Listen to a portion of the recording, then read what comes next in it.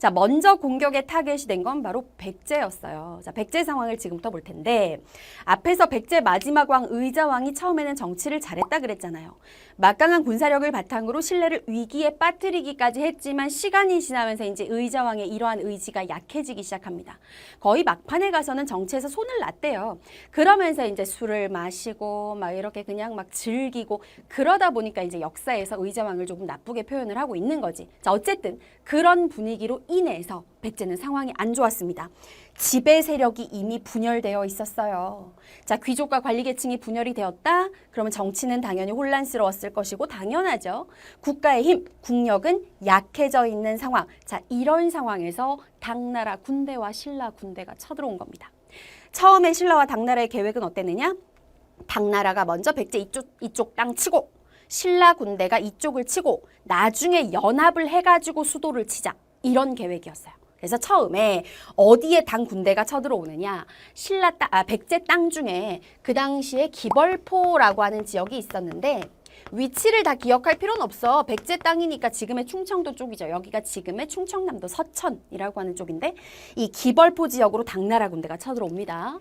당시에 당나라 군대를 이끌고 들어왔던 당나라 장수는 소정방이라고 하는 인물이었어요. 소정방이 이끌고 들어온 당나라 군대에게 백제가 기벌포에서 크게 한번 패배를 하고요. 그 다음에 이제 여러분들이 굉장히 잘 아는 인물이 여기서 등장합니다. 이 멸망해가는 백제에도 진짜 훌륭한 장군이 있었죠. 그가 바로 계백 장군. 계백은 이미 백제가 더 이상 회생 불가능한 상황이란 걸 알고 있었어. 그런데 한 나라의 장수로서 나라가 위기에 빠졌는데 이게 질 게 뻔하니까 안 싸운다? 있을 수 없는 일이잖아요. 그래서 계백은 결단을 내립니다. 어떻게 결단을 내리느냐? 전쟁에 나가서 목숨을 걸고 싸우긴 할 건데 결국은 죽게 될 것이고 우리가 패배하게 될 것이고 만약에 내가 패배를 한다 치면 나의 아내, 나의 아이들은 적국의 노비로 살게 되지 않겠는가. 그렇게 만들기보다는 차라리 죽는 게 낫다 해서 이 결심을 딱 하고 아내와 자식들을 모두 죽이고 결사대, 부대를 이끌고 전쟁에 나갑니다. 그래서 싸웠던 부대가 바로, 부대가 아니라 전투가 바로 황산벌 전투잖아요. 영화로 나와서 우리 친구들한테도 많이 익숙할 거야. 계백의 결사대가 황산벌에서 이 황산벌에는 신라 군대가 쳐들어왔었거든요. 당시에 신라 군대를 이끌고 들어온 인물, 이 사람도 유명하죠. 김유신 장군이 이끌고 들어온 신라 군대와 계백이 이끄는 백제 결사대가 황산벌에서 붙었습니다. 근데 이제 끝까지 굉장히 잘 맞섰어요. 거의 뭐 신라 군대가 한 10배 가까이 숫자가 많았는데도 꽤 여러 번의 승리를 계백의 결사대가 거두었으나 결국은 여기서 패배하면서 백제의 패배, 신라의 승리로 끝이 나고 말았죠. 자, 이렇게 연이어서 패배를 하다가 드디어 당나라 군대와 신라 군대가 연합을 해서 어디를 공격하느냐. 백제의 마지막 수도가 사비성이었다라는 거 알고 계시죠? 백제의 수도인 사비성을 나당 연합군이 함락을 하게 되었고 마지막 왕이었던 의자왕은 항복을 하고 이렇게 해서 백제는 역사 속으로 사라지게 되었습니다. 그게 몇 년이냐? 7세기 중반 660년에 있었던 일이었어요. 자, 이제 고구려만 남았습니다. 그쵸? 옆으로 가서 고구려에서는 무슨 일이 일어났는지 계속 정리해 보도록 할게요. 자, 고구려의 상황부터 먼저 살펴볼 텐데 고구려도 상황이 좋진 않죠. 왜냐하면 계속 전쟁을 했잖아. 612년에 을지문덕의 살수대첩, 645년에 안시성 싸움이 일어났단 말이에요. 그러니까 7세기 들어와서 계속 전쟁을 했어. 승리는 했지. 하지만 승리를 한다고 해서 힘이 안 빠지는 건 아니잖아요. 계속된 수당과의 전쟁으로 인해서 고구려는 국력이 굉장히 약해져 있는 상황이었고 그리고 당시의 권력을 연개소문이 잡고 있었다 그랬는데 연개소문도 사람이니까 신이 아니니까 죽을 거 아니야. 연개소문이 죽었어. 근데 죽고 나서 난리가 납니다. 무슨 난리가 나느냐. 연개소문의 자식들 사이에서 권력 다툼이 난 거예요. 연개소문에게 아들이 여럿이 있었거든요. 뭐 연남생, 연남건, 연남산 막 이렇게 있었는데 첫째 아들인 남생이랑 그 다음에 동생들인 남건, 남산이 사이에서 그러니까 그때 관리들이 이간질을 시키기도 했고 분열이 일어납니다. 결국은 그 권력 다툼으로 인해서 나라가 굉장히 정치가 혼란스러워졌고 첫째 아들이었던 연남생이라는 인물이요.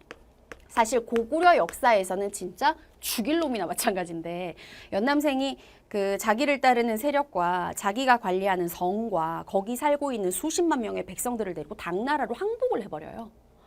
엉망진창이죠. 이미 뭐 고구려는 사실 그러니까 나당연합군이 공격하기 전에도 망하기 직전의 상황까지 가고 있었다 이렇게 볼 수도 있죠. 자, 이렇게 정치가 혼란스러운 상황에서 나당연합군이 고구려의 여러 성을 함락했고 마지막으로 수도가 평양이었잖아, 그치? 평양성이 함락당하면서 고구려도 역사 속으로 사라지게 되었으니 고구려가 멸망한 공식적인 해가 몇 년이냐? 백제 멸망으로부터 8년 후 668년에 멸망을 하게 되었습니다. 자, 그런데 백제도 그렇고 고구려도 그렇고 얼마나 훌륭한 나라들이었어요. 이 나라가 멸망한다고 해가지고 그 나라에서 살고 있던 뭐 어떤 충성스러운 신하나 장군이나 백성들이 그냥 그래 이제 백제는 없는 거야 안녕 이렇게 하진 않을 거 아니야. 끊임없이 일부 세력에 의해서 나라를 되살리기 위한 부흥운동이 일어난 거예요.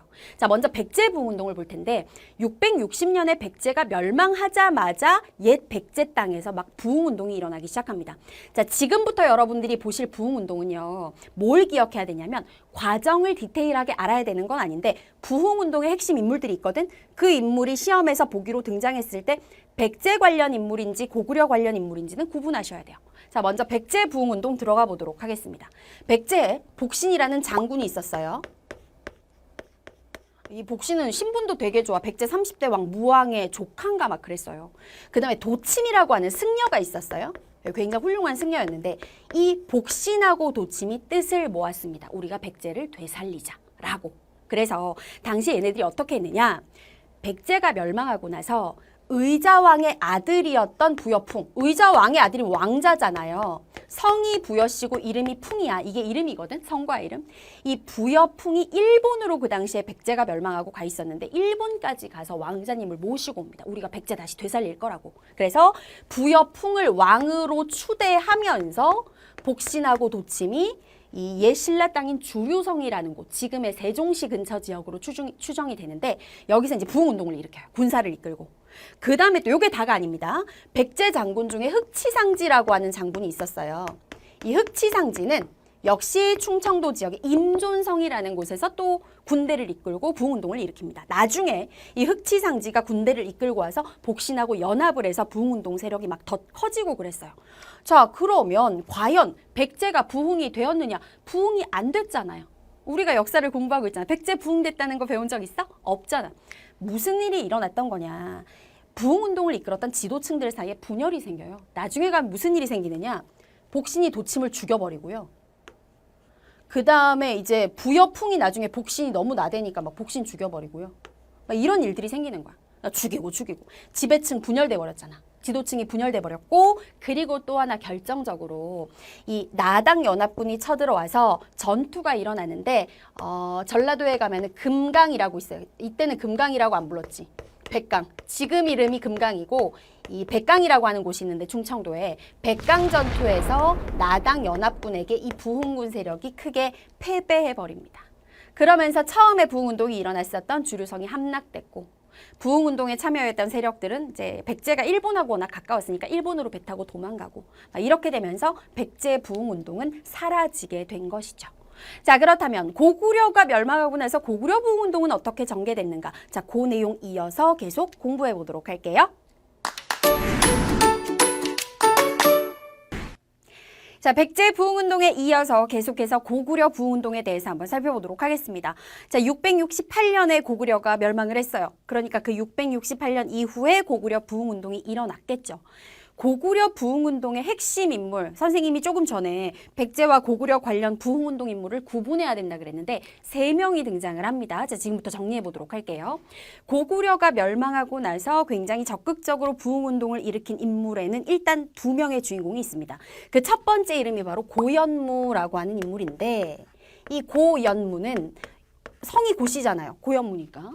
고구려의 왕족이 고시성이잖아. 그러니까 정확하게 저 사람이 어떤 사람인지 막 자세히 역사 기록에 나와 있진 않지만 뭔가 왕족의 피가 흐르고 있을 가능성이 높다. 역사학자들은 이렇게 판단을 하죠. 어쨌든 높은 관직에 있었던 사람인데 이 고현무가 자신을 이끄는 고구려의 유민들과 군대를 이끌고 그 요동성이라고 지금 나와 있죠. 당나라하고 고구려의 경계 지역에 있는 성이란 말이야. 이 요동성 지역에서 당나라 군사에 맞서기도 하고 압록강 근처에 오면 또 오골성이라는 지역이 있었는데 여기서 부흥운동 일으키고 막 당나라 군대와 싸우고 어쨌든 위치보다도 고현무가 고구려 부흥운동의 핵심 인물 중에 하나였다라는 게 굉장히 중요합니다. 그리고 또 한 명의 중요한 인물이 있는데요. 바로 건모잠이라고 하는 사람이었어요. 이 사람도 고구려에서 굉장히 주요한 관직에 있었던 인물로 추정이 됩니다. 이 건모잠이라는 사람이 저 한성은 여러분들 우리 한강 근처 한성 지역을 얘기하는 게 아니야. 요 한성이라는 거는 지금의 북한 지역에 보면은 황해도 재령이라는 지역이 있는데 지도에서 대략 위치 보세요. 평양보다 약간 아래쪽에 있는 지역이에요. 이 한성이라는 곳에서 역시 군대를 이끌고 부흥운동을 일으켰습니다. 근데 이 건모잠이라는 사람은 혼자서 부흥운동을 일으킨 게 아니라 누구를 추대를 해가지고 새롭게 고구려를 부흥시키려고 했느냐? 바로 왕자였던 안승이라는 인물을 추대하죠. 추대한다는 건 이제 왕위에 앉히려고 하다라는 뜻 정도로 생각하시면 돼요. 안승은 누구냐? 고구려의 마지막 왕이 보장왕이었습니다. 힘이 없긴 했지만 이 보장왕의 아들로 알려져 있어요. 근데 역사 기록마다 또 좀 말이 달라. 안승이 보장왕의 아들이다라는 기록도 있고 동생의 아들이다라는 얘기도 있고 뭐 외손자다라는 얘기도 있는데 어쨌든 이 안승이라는 인물이 왕족이었음은 확실한 것 같습니다. 왕자잖아요. 그렇죠? 이 안승을 추대를 해서 건모잠이 한성이라는 곳에서 부흥운동을 일으키기도 했었어요. 그러니까 고현무, 그 다음에 건모잠, 안승 이 사람들이 고구려 부흥운동의 핵심 인물들인데 근데 결국은 백제랑 결과는 비슷합니다. 지배층의 분열이 막 일어나요. 이 당나라 군사와 맞서서 싸우는 과정에서 건모잠하고 안승 사이에 갈등이 일어나서 결국 안승이 건모잠을 죽이게 되거든요. 죽이는 일이 참 많이 일어나지. 그리고 나서 나중에는 결국 어떻게 하느냐. 이 안승이 건모잠을 죽이고 나서 신라로 망명을 갑니다. 나중에 신라의 귀족의 어떤 신분을 받아가지고 신라의 귀족으로 살고 어떻게 죽었는지는 확실히 알려져 있지 않아요. 어쨌든 결론은 그리하여 고구려 부흥운동도 실패로 끝났다라는 게 결론이겠죠.